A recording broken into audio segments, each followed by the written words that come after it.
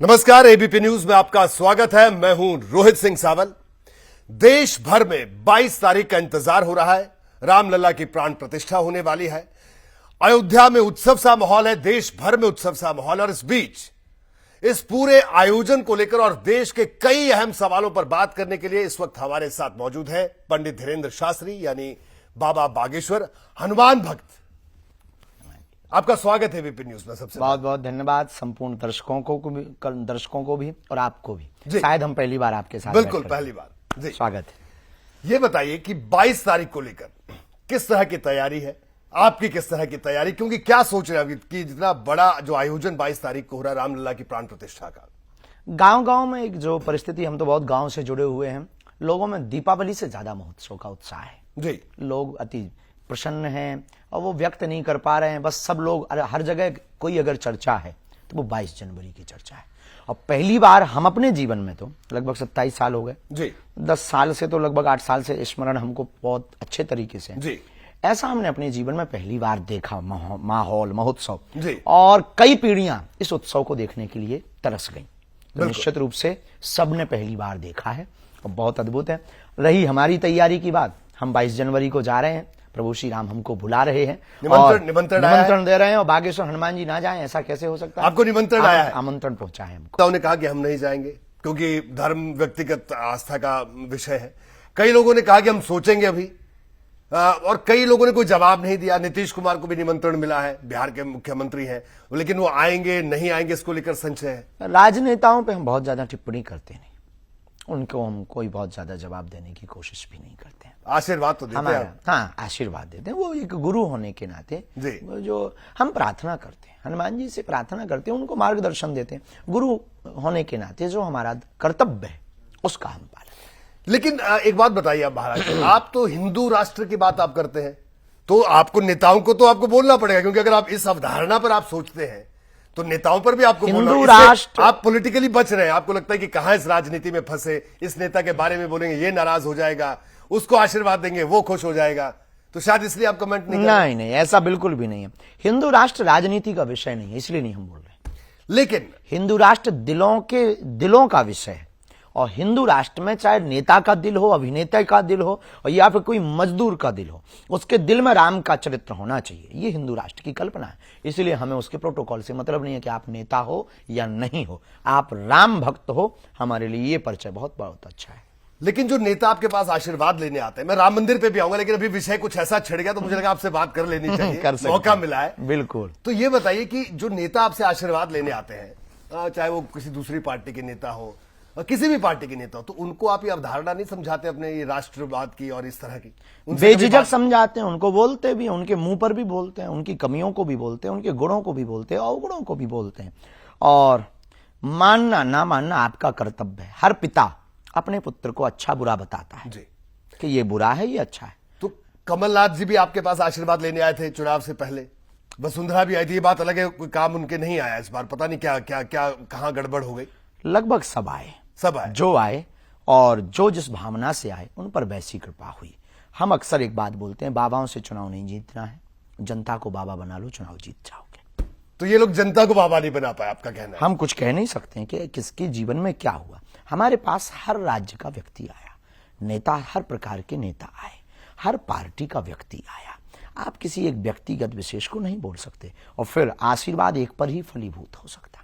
यानी एक को आपने आशीर्वाद दे दिया, ऐसा भी हमारे आशीर्वाद से आपने शुभेच्छा। हमारे आशीर्वाद से कोई जीता नहीं जी। एक हम बहुत सिद्धांतिक कह देते हैं, हमारे आशीर्वाद से कोई नहीं जीता। नहीं, मतलब ईश्वरीय कृपा से जीतते हैं, ईश्वरीय कृपा से जीता है, ईश्वरीय कृपा से लोगों की विजय होती है। हम सिर्फ गाइडेंस करते हैं, मार्गदर्शन देते हैं, गुरु होने का दायित्व निभाते हैं, सतमार्ग पर चलने का वचन देते हैं, और जो हमें लगता है हम उसको वैसा आशीर्वाद दें। तो यानी इन लोगों को आपने गाइड किया, चाहे कमलनाथ जी हो, लेकिन ये उस रास्ते पर नहीं चले। एक ये इनकी बार क्यों, हमारे पास तो सभी आ रहे हैं। नहीं, मैं इनका जिक्र इसलिए कर रहा हूं क्योंकि हम कभी किसी भी राजनेता के बारे में नहीं बोलते, आपको पता ही जी। किसी एक व्यक्तिगत के बारे में नहीं बोलते। सब आते हैं हमारे पास, सबने हमारे पास आकर के वार्ता की, सब हमारे पास बैठते हैं, सबकी अपनी अपनी भावना है, सबको साथ लेकर आप चलना चाहते हैं। हिंदू राष्ट्र कैसे बनेगा? हिंदू राष्ट्र तो सबके साथ बनेगा जी। अच्छा, ये बताइए, आपकी अभी राम मंदिर पे मैं आता हूं, देखिए 22 तारीख को लेकर कई तरह के आयोजन हो रहे हैं देश भर में। कई लोग मांग कर रहे हैं कि साहब 22 तारीख को छुट्टी कर दी जाए, हम उत्सव मनाएंगे। कोई कह रहा है दुकानें बंद हो जानी चाहिए। आपकी क्या राय है, क्या कहना आपका, या आपकी क्या मांग है? हमारी ऐसी कोई मांग नहीं। कोई राय? उत्सव शाम को मनाना है, छुट्टी की आवश्यकता नहीं जी, आप बढ़िया दिन में श्री सीताराम जी की वंदना करिए, पूजा करिए, शाम को घर आइए, दीपावली मनाइए। ये आप अपने भक्तों से भी आह्वान कर रहे हैं? बेझिझक हमने मंचों से की है, जी, कथा मंचों से की, बागेश्वर धाम से की। 22 जनवरी को दीपावली मनाओ। केवल भारत में ही नहीं, संपूर्ण विश्व में जितने भी राम भक्त रहते हैं उन सबको 22 जनवरी का महोत्सव मनाना चाहिए, दीपावली से भी बड़ा। जी। एक और बात ये बताइए कि एक बड़ा उत्सव होना चाहिए, ये बिल्कुल आप कह रहे हैं दिवाली से बड़ा होना चाहिए।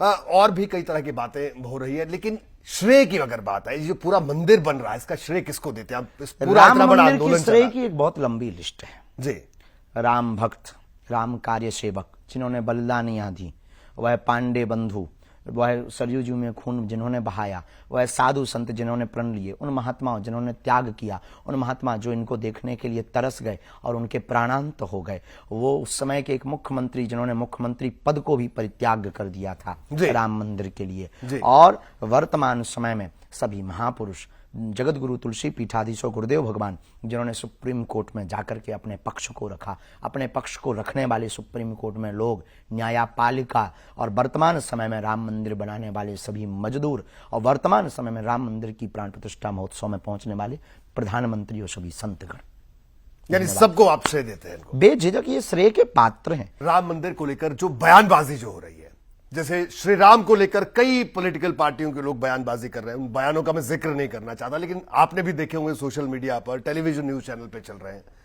उन लोगों को क्या कहना चाहेंगे आप? बयानबाजी ये रावण के खानदान के लोग हैं बेचारे, इनको कोई काम नहीं। आप जैसे पढ़े लिखे लोग उनका नाम टीवी पे लेंगे कैसे? तो उसका एक ही उपाय है कि उल्टा बोलो। अब वर्तमान में दौड़ किसकी है? राम की। वर्तमान में हवा किसकी है? राम की। राम पे टिप्पणी करो। राम पे टिप्पणी करेंगे तो वो बढ़िया हीरो बनेंगे। हीरो बनेंगे तो आप लोग उनको कैच करोगे। आप लोग कैच करोगे तो positive media and negative media दोनों उनको प्राप्त होंगी, दोनों प्राप्त होंगी और एक वर्ग को वो खुश कर लेंगे। ये इनके सिद्धांत है। रावण के खानदान के लोग राम को राजकुमार ही कहते रहे, तो वो बेचारे बोलेंगे, उनको हम लोग रोक नहीं सकते हैं। लेकिन हम इतना कह सकते हैं कि अब बोलने वालों को खबरदार और सावधान हो जाना चाहिए। न्यायपालिका ने माना है कि राम वहां प्रकट हुए हैं, तो अब तुम्हारे परदादा मर जाएं, अब तुम उसे मैट नहीं सकते हो। भारत में कानून चलता है और भारत में न्यायपालिका का सिद्धांत चलता है। अब अगर आपने काल्पनिक बोला तो नानी याद आ जाएगी। ये आपका कहना है उन सब लोगों को? क्यों हम ना कहें? लेकिन ये बताइए, ये लोग फिर जिन पॉलिटिकल पार्टी से हैं, बड़ी पॉलिटिकल पार्टी से, आज भी अगर हम एनसीपी के एक नेता का बयान आया, बाद में उन्होंने वो पलट गए उस बयान से कि नहीं मेरा ये बोलने का मतलब नहीं था। तो उन पॉलिटिकल पार्टी के नेताओं को कोई, आपके तो तमाम लोग आपके पास आशीर्वाद लेने आते, तो उनको सद्बुद्धि, भगवान उनको सद्बुद्धि दे। हनुमान जी, जी हाँ, सद्बुद्धि दे। भगवान कृष्ण भी इस पृथ्वी पर थे तो पौंड्रक भी तो था जी, कंस भी तो था जी। अब भगवान भी सद्बुद्धि देते थे, तो हम भी उनके दास होने के नाते भगवान उनको सद्बुद्धि दे। सबका समय आता है। एक बात और बताइए कि राम जन्मभूमि आंदोलन चला, अब रामलला की प्राण प्रतिष्ठा वहां होने वाली है 22 तारीख को। इसके अलावा काशी और मथुरा का जिक्र भी हमें करना चाहिए। झांकी बाकी है, बाकी है झांकी, बाकी है झांकी, बेझिझक बाकी। इन्होंने जहां जहां अत्याचार किए घाव घर भरेंगे और एक एक करके भरेंगे। हमारा भारत राम का राष्ट्र है, सनातन का राष्ट्र है, भगवान शंकर का राष्ट्र है, भगवान कृष्ण का राष्ट्र है और इनका कण कण में वास है, कण कण में इनका निवास है। और आपने ये जो अकबर, बाबर, मोहम्मद आदि ने जो जिस प्रकार का ये उपद्रव किया, मोहम्मद गौरी की बात कर रहे हैं, ये जिस प्रकार का उपद्रव किया, जिस प्रकार का इन्होंने अत्याचार किया, एक एक का बदला होता चला जा रहा है। अब होकर के रहेगा, क्योंकि अब ये भारत का हिंदू जागा हुआ हिंदू है और सोए हुए हिंदू दोगले हैं। तो ये बताइए कि हिंदू को जागने में इतना वक्त क्यों लगा? क्या क्या कहना कि क्या राजनीतिक चेतना की का अधूरापन था, सांस्कृतिक चेतना का अधूरापन? सांस्कृतिक चेतना का अधूरा। राजनीति तो कल भी थी, राजनीति जी, संस्कृति भी कल थी जी, लेकिन कल खुलकर बोलने वाले दबंग कम थे जी। एक दशक पहले तक आपकी मीडिया में भी कभी भी हिंदुत्व की कट्टरपंथी की बातें नहीं होती थी, आज खुल करके हो रही। देश बदल रहा है, क्योंकि देश में हिंदू जाग रहा है, सनातनी जाग रहा है। सत्य कुछ दिन, सूर्य आता है, बादल छिपा लेते हैं, पर वो पूर्णतया नहीं छिपा सकते। लेकिन ये बताइए कि जब सनातन की बात करें, सनातन तो समरसता की बात करता है। अगर हम वृहद दृष्टि से देखें, समरस सबको साथ लेकर चलने की बात बिल्कुल, हम करता भी है। सबको साथ लेने की बात कर रहे हैं। आप आओ, राम मंदिर की भूमिका निभाओ। आप आओ, राम मंदिर की प्राण प्रतिष्ठा महोत्सव में बैठो। आप आओ, घर पे दीपावली मनाओ। हम भी तो सामाजिक समरसता की बात कर रहे हैं, तो अन्याय की बात कर फिर इसके लिए अलग से आप जो बार बार बीच में आपकी देखता रहता हूं, सुनता रहता हूं आपको, कि आप फिर बीच में हिंदू राष्ट्र अलग से हिंदू राष्ट्र की क्या कोई जरूरत है? एजेंडा ही नहीं है। हिंदू राष्ट्र सिर्फ एक हमारी धारणा है कि हिंदू समस्त जाग जाएं, उनके दिलों में भारतीय प्राचीन संस्कृति का प्रादुर्भाव हो जावे, उत्थान हो जावे, और समस्त हिंदू अपने अधिकार को समझ पाएं, हिंदू होने का मतलब जान पाएं, ताकि आपकी बहन बेटियों के साथ वो अत्याचार ना हो जो इस देश में कईयों के साथ घट चुका है। प्रायोजित तरीके से पालघर जैसे संत केवल वेशभूषा पर जो मार दिया गया, वो घटना ना हो। कश्मीरी जैसे पंडितों की तरह बर्बरता तुम्हारे साथ ना हो। राम की यात्रा पर इसी नव रामनवमी को कितने जगह पत्थर नहीं फेंके गए, ये ना फेंके। उनके भी तो जुलूस निकलते, हिंदुओं ने तो नहीं फेंके।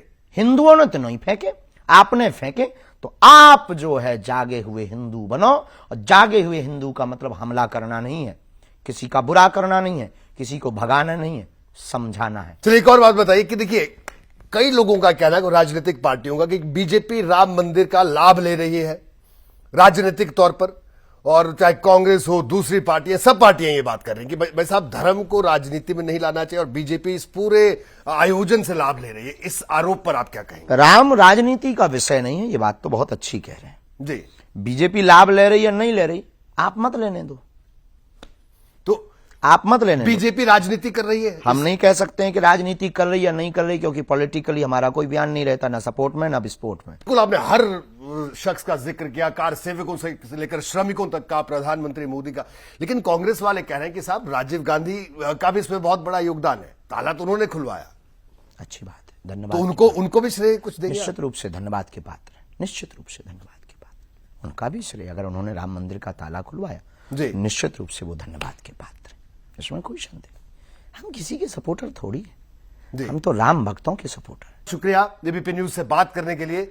तो हमारे साथ मौजूद थे पंडित धीरेन्द्र शास्त्री यानी बागेश्वर बाबा, जो 22 तारीख को लेकर बेहद उत्साहित हैं, और उनका यह भी कहना है कि वो चाहते हैं कि देश भर में लोग उत्सव मनाएं 22 तारीख को, और वो खुद भी 22 तारीख को इस बड़े ऐतिहासिक आयोजन का गवाह बनने वाले हैं।